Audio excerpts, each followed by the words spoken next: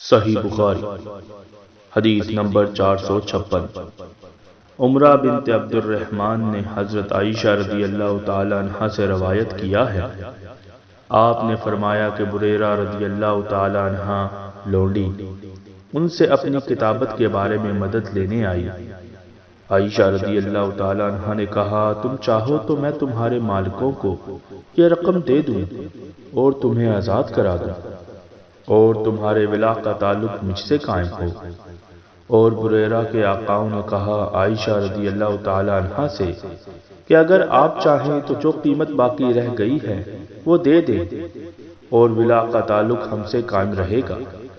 رسول اللہ صلی اللہ علیہ وسلم جب تشریف لائے تو میں نے آپ صلی اللہ علیہ وسلم سے اس امر کا ذکر کیا۔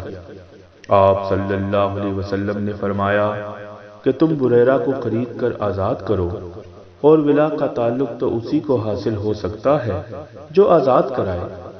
پھر رسول اللہ صلی اللہ علیہ وسلم منبر پر تشریف لائے۔ سفیان نے اس حدیث کو بیان کرتے ہوئے ایک مرتبہ یوں کہا کہ پھر رسول اللہ صلی اللہ علیہ وسلم منبر پر چڑھے اور فرمایا، ان لوگوں کا کیا حال ہوگا جو ایسی شرائط کرتے ہیں جن کا تعلق کتاب اللہ سے نہیں ہے۔